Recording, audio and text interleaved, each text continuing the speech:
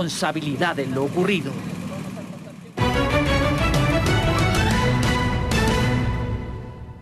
Con la crisis que se está viviendo en Afganistán, las mujeres son las más afectadas luego de que los talibanes tomaran Kabul.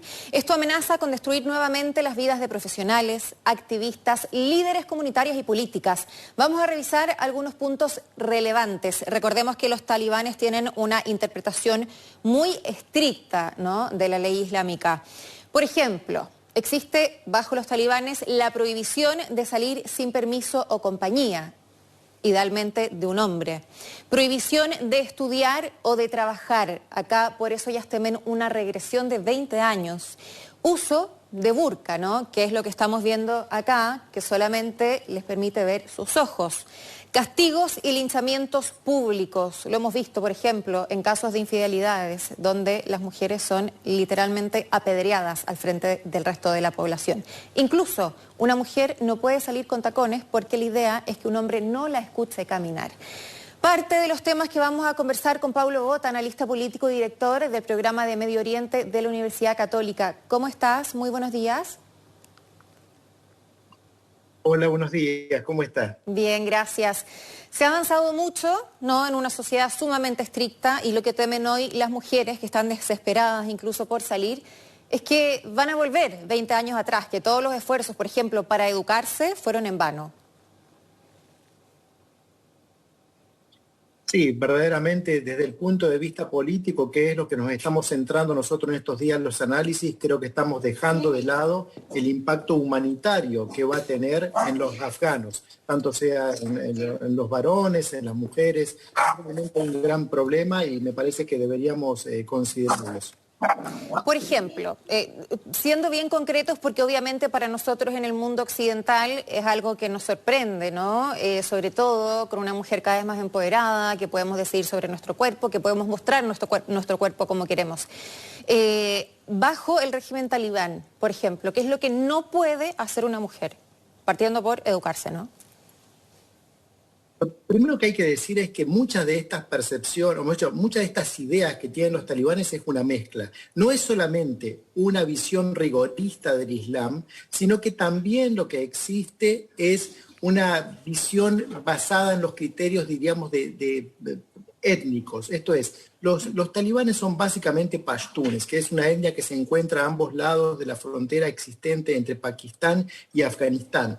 Y muchos de los criterios que utilizan es no solamente una reinterpretación del Islam, sino también la aplicación de los códigos de los pashtunes, que se conoce como Pashtunwali. Por lo tanto, esa mezcla es realmente terrorística de acuerdo a los estándares que tenemos nosotros en el siglo XXI.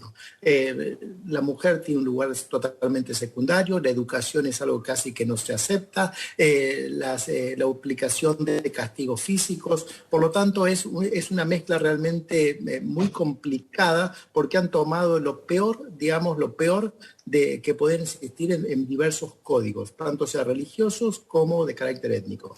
Hemos visto antiguamente, afortunadamente ya no se veía, ¿no?, como mujeres eran lapidadas, ¿no?, por ejemplo en casos de adulterio. Sí, eso es básicamente lo que establece el código de conducta que ellos aplican a rajatabla. Y es probable que eso vuelva. No sé si en las grandes ciudades, como alguna vez se ha visto, pero sí seguramente en los lugares menos urbanizados, donde esas prácticas están totalmente fortalecidas y se aplican independientemente de que los talibanes hayan llegado al poder. Ellos simplemente son la manifestación de esta base cultural de la cual luego se han alimentado políticamente y militarmente hablando. Es más, hemos visto cómo se están tapando y literalmente pintando las vitrinas de las tiendas donde se veía a modelos como las vemos en Occidente, ¿no?, sin burka, posando, mostrando sus vestidos, etcétera, y están bien apurados, ¿no?, y un poco asustados tratando de tapar todo eso. Y a propósito de tapar, ¿qué significa y qué es lo que representa la burka y por qué tienen que volver a utilizarla? ¿Es por un tema de no tentar al hombre? la justificación desde el punto de vista religioso, aquellos que aplican este tipo de conducta implica que lo que no tienen que hacer, la mujer no tiene que mostrarte ante aquellos que no es su marido, o cuando son menores, aquellos que no es directamente su familia directa. Por lo tanto, lo que están haciendo es aplicar no solamente en la vida privada, sino en la vida pública, como usted mencionaba muy bien, esas interpretaciones a rajatabla. Lo que vemos ahora es que tanto sea algunos por convencimiento u otros por congraciarse con los nuevos líderes políticos, van a competir por ver quién aplica de mejor medida estas normativas. ¿Hay un riesgo para las mujeres que son activistas? Vimos, por ejemplo, en los primeros días, cuando ya se veía el avance de los talibanes, donde tuvieron que retirarse, por ejemplo, de las pantallas las mujeres periodistas o presentadoras de televisión. Luego se fueron incorporando, yo no sé si en una señal de rebeldía o de, bueno, seguimos acá, no nos van a doblegar, pero lo cierto es que estamos hablando de un régimen político que tiene muchísimas represalias en contra de las mujeres. Entonces esas que se atreven, esas que van más allá, las que llevan años luchando por los derechos de las mujeres afganas, en definitiva, ¿corren peligro? Por supuesto, ellas son aquellas que han estado en la primera línea de oposición a esta ideología, y ahora esta ideología es la que tiene el poder. Por supuesto que tienen muchos riesgos, ellas, su vida, sus colaboradores, sus familias, y ahí me parece que es donde no debemos perder de vista que hay una responsabilidad internacional, ¿no? Porque si desde muchos otros estados se ha incentivado a tener esa visión de la mujer, a hacer avanzar a la mujer, ahora porque la situación política ha cambiado, no podemos simplemente mirar para otro lado y abandonarla hasta su suerte. ¿Y qué puede hacer la comunidad internacional? ¿Cómo puede presionar? Porque, o sea, vimos 20 años, ¿no?, de una ocupación estadounidense que en una semana, ¿no?, desapareció y pareció que todo el trabajo que se hizo ahí se perdió. Nosotros solemos tomar como ejemplo un caso que es muy emblemático, que es el de Malala Yousafzai, que ella fue atacada, incluso recibió un disparo en la cabeza por ir a estudiar. Y ella siempre ha dicho que en algún minuto, ella ya terminó sus estudios en la Universidad de Oxford, que quiere volver a Pakistán, que no tiene miedo y que lo que quiere ella es justamente seguir incentivando a los jóvenes y en especial a las mujeres a estudiar. Es un tema del que se habla muchísimo. O sea, es sentido común y para nosotros es tan normal que las mujeres también tengamos derecho a estudiar y nos parece una aberración que no sea así. Pero ellos viven una realidad completamente paralela y uno se pregunta hasta qué punto, qué se puede hacer, qué pueden hacer, por ejemplo, las grandes potencias para presionar en ese sentido. Mire, lo que tenemos que tener en cuenta es que no es que estaba todo perfecto en Afganistán y hace 2 semanas atrás los talibanes de pronto se recuperaron y tomaron el poder, sino que yo diría que es al revés. Los talibanes han tomado el poder por la propia ineficacia y los altísimos niveles de corrupción del Estado afgano que se construyó con apoyo internacional a lo largo de los últimos 20 años. Porque, digamos, lo que ha hecho el presidente afgano de retirarse rápidamente, abandonar su lugar directamente con la excusa de no generar un baño de sangre, pues es la muestra clara, ¿no? Hay algo que no funcionaba. Piensen en algo que me parece que es fundamental que lo entendamos. Los talibanes llegaron a Kabul, no entraron combatiendo, sino que entraron porque el ejército y la fuerza de seguridad desaparecieron. Entonces, porque les dejaron el camino libre. Por supuesto, hay problemas de fondo. Un problema de fondo es que el Estado afgano no se pudo conformar en estos últimos 20 años, a pesar de tener la legitimidad internacional, a pesar de tener el apoyo militar de los países Estados Unidos y otros socios, a pesar de tener el apoyo financiero de la comunidad internacional, y aún así no se pudo hacer. ¿Por qué? Altísimos niveles de corrupción, ineficacia, y hoy en día nos estamos sorprendiendo, entre comillas, de que los talibanes han vuelto a tomar el poder. Por tanto, creo que toda esta preocupación que tenemos hoy es lícita, es lógica, pero tenemos que entender que no es un problema que ha aparecido en los últimos 10 días, ni siquiera con la firma del acuerdo entre el presidente Trump y los talibanes en febrero del año 2020. Claro. Lo que ha pasado ahora es simplemente que todo esto se ha ido de las manos y la sorpresa no es que haya ocurrido, sino, como decíamos hace unos minutos, la rapidez con la que ha ocurrido. O sea, es un gobierno que no se supo defender y en ese sentido básicamente se dejó estar por la protección que tenía en el caso de Estados Unidos, por dar un solo ejemplo. No solamente que no se supo defender, sino que los altísimos niveles de corrupción, de acuerdo a Transparency International, Pakistán está entre los primeros 5 países más corruptos a nivel global. Los decenas de millones de dólares que han ingresado al país en estos últimos 20 años, de organizaciones estatales, de Estado, organizaciones internacionales, ONGs, pues han ido a un pozo sin fondo de una dirigencia altamente corrupta. Entonces, no es solamente que no pudieron, no supieron, no quisieron, es la mezcla de todos esos elementos. ¿Qué crees tú que va a pasar, sobre todo en el caso de las mujeres ya en los próximos días? Hemos visto algunas desesperadas, gritando incluso, llegaron los talibanes y tratando de escapar como sea, ¿no? Hemos visto estos aviones cargueros repletos, ¿no? De afganos intentando escapar, incluso el ofrecimiento ya a nuestro país de acoger a 10 familias. ¿Qué crees tú que va a pasar con las mujeres? ¿Va a haber una persecución especial hacia ellas? No podemos saberlo aquí desde la lejanía, es muy difícil decirlo de manera tan clara, pero me da la sensación de que lo que va a ocurrir es que va a haber una imposición de su sistema. Aquellas que se adecúen pues van a seguir viviendo con todas las limitaciones del caso. Aquellas que no se adecúen van a tratar de buscar una salida.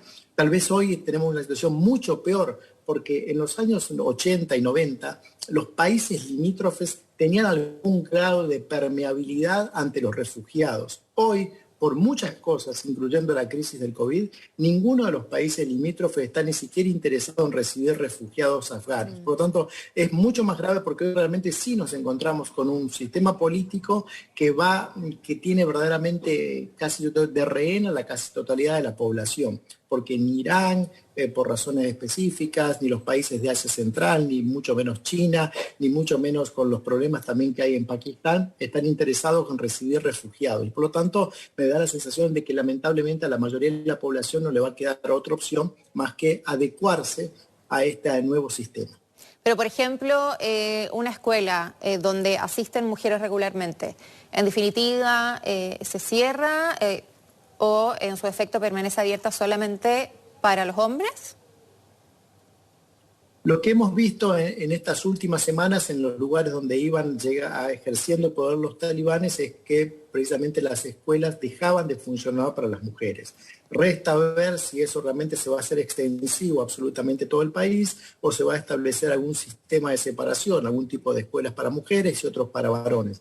Pero hoy por hoy es todavía muy temprano. Si lo que simplemente vemos lo que ha pasado en las últimas semanas, veremos que las oportunidades, no solamente educativas, laborales, sociales para las mujeres, se van a ver tremendamente restringidas si todo se aplica tal como lo han hecho hasta ahora en los lugares donde ellos han ejercido el poder. ¿Qué te pareció la reacción, las palabras de Joe Biden respecto a lo que ha pasado? Él dice, bueno, finalmente esto se desarrolló más rápido de lo que esperaban, pero que en definitiva era algo esperable.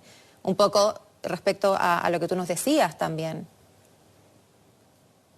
En la comunidad académica, de los organismos de seguridad, de inteligencia, de Fuerzas Armadas norteamericanas y de otros países que participaban de la operación, resultaba claro que una vez que las tropas norteamericanas, el grueso de las tropas occidentales se retiraran, pues iba a haber un avance. Y las esperanzas estaban puestas en la oposición que podría brindar el ejército afgano. El ejército afgano demostró que no estaba a la altura de las circunstancias por muchas razones, por falta de entrenamiento, por corrupción, por muchas otras razones. Lo cierto es que lo que ha sorprendido, es la rapidez. Y la rapidez, lamentablemente, es algo que ahora nosotros simplemente lo analizamos desde la comodidad de nuestros hogares, pero que miles o millones de afganos lo van a vivir en la incomodidad de su presente.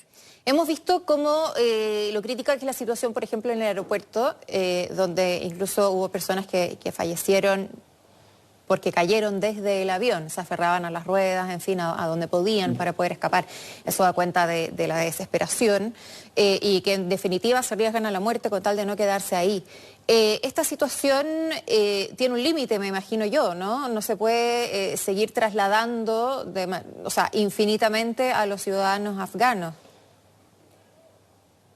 Es que en este caso no se trata solamente de trasladar a los ciudadanos afganos, se trataba básicamente de trasladar a aquellos que habían colaborado con las fuerzas extranjeras que participaron militarmente en Afganistán. Recuerden que esas personas que han colaborado con las fuerzas extranjeras se han convertido en el blanco predilecto de los talibanes. Por más que los talibanes ahora digan en un ejercicio de diplomacia pública que van a ejercer algún nivel de alguna amnistía a todos aquellos que han colaborado, pues muy pocos están realmente tentados a creer eso, hoy por hoy. Por lo tanto, lo que vimos ahí es mucha gente que había colaborado y que ve con razón correr en riesgo su vida y la de sus familiares, porque ahora aquellos contra quienes ellos combatieron tienen el poder. Y los estados a los cuales ellos ayudaron no los han quitado de Afganistán. Es un problema humanitario que tiene otro nivel, es el nivel de la responsabilidad de aquellos países que han utilizado a ciudadanos afganos y que ahora, ante el cambio de la situación, simplemente se retiran, dejando detrás a decenas de miles de personas que, con las promesas de que van a tramitar algún tipo de visado para ingresar a los países, pero lo cierto es que esta gente no necesita un visado de acá a 5 meses, necesita seguramente un visado, habría necesitado un visado antes de que se retiraran completamente las tropas. Sí, bueno, la OTAN también ha dicho que obviamente deja de financiar al gobierno afgano, producto de lo que pasó. Por otro lado, se teme respecto a la situación sanitaria en Afganistán por la falta probablemente de insumos para la población, que ya era compleja, pero que probablemente se va a complejizar aún más. Sí, por supuesto. A todo esto que estamos analizando, que tiene que ver con la situación social y política y económica de Afganistán, incluyámoslo en un contexto de una pandemia global, con lo cual todo esto que estamos diciendo tiene que multiplicarse en medio de un país que no tiene la infraestructura del caso, que va a estar en medio de un conflicto armado y con población que posiblemente no está a la altura hoy por hoy de priorizar una situación sanitaria antes que priorizar algo tan básico como la seguridad o la alimentación. Muy bien, Paulo Bota, analista político y director del programa de Medio Oriente de la Universidad Católica. Muchísimas gracias por analizar este tema tan contingente, por lo demás, con nosotros. Incertidumbre, por supuesto, para la población afgana, que al menos de todas maneras ya se espera lo peor. Que te vaya muy bien. Muchas gracias a ustedes. Hasta luego. Hasta luego. Hacemos una pausa en Mega Noticias Alerta. Vamos a revisar imágenes de Santiago. A esta hora 13 grados.